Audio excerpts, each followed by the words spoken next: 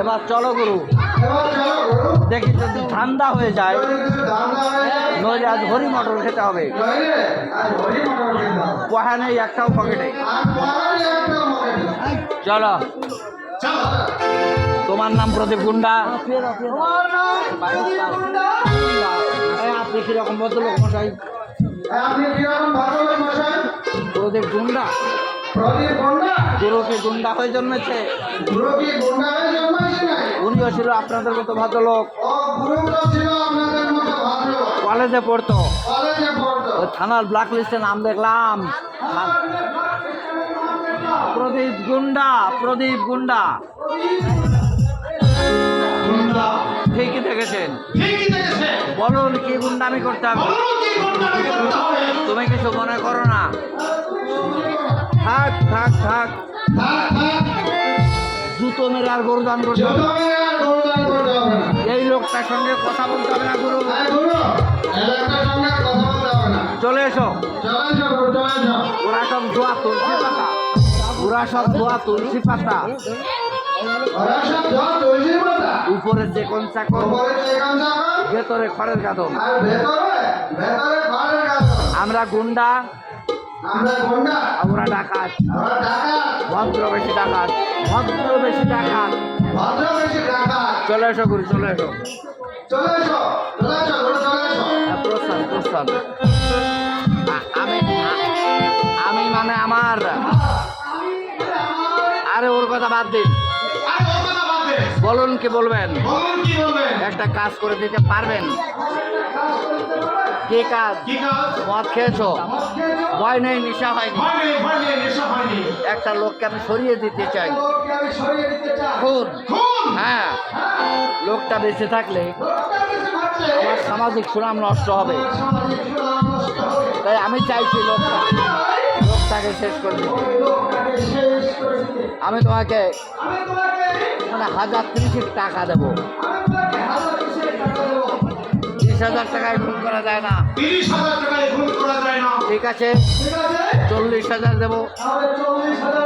50,000 দেবেন তো বলুন। 50,000 দেবেন তো বলুন। একটু বেশি, একটু বেশি না। একটা প্রাণের মূল্য জানেন? মানুষ বলে লক্ষ টাকা, মানুষ বলে কিন্তু লক্ষ টাকায় পাওয়া যায়। আপনি তো শিক্ষিত ভদ্রলোক, পারবেন? লক্ষ টাকা দিলেন। 50,000।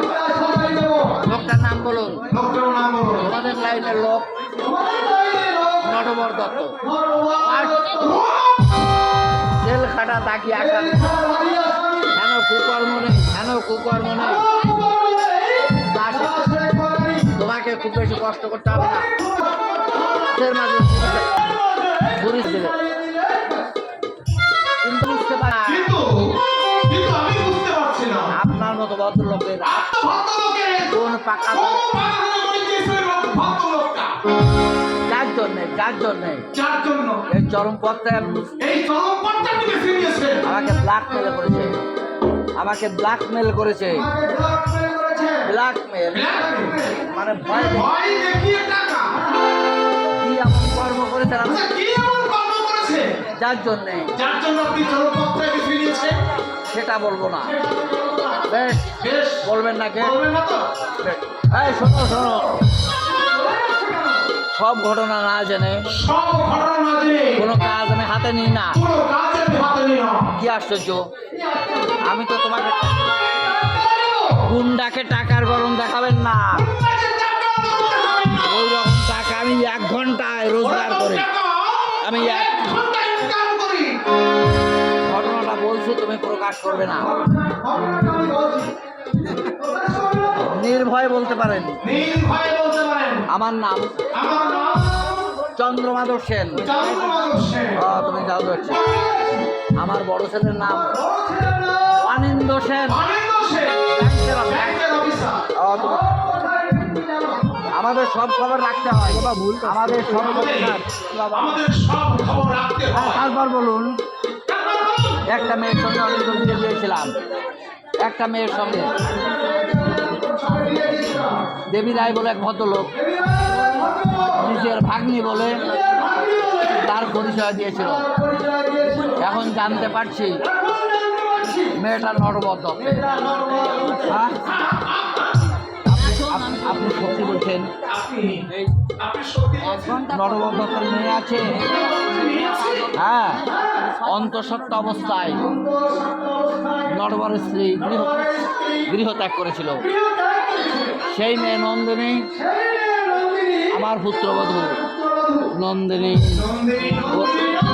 ওর মা একটা দেহবিনাশ নিয়েছিল। এখন অবশ্য লাইন বদল করেছে। কিন্তু নরবর বলছে প্রতি মাসে 5,000 করে টাকা দিতে হবে। বুঝলে, দেওয়ালে পোস্টার দেওয়ালে একটা পার্বণী তার মেয়ে আমার পুত্রবধূ। কি বলছেন আপনি? নিজের মেয়ে সর্বনাশ করবে ওই নরবর দত্ত? তাও কি সম্ভব?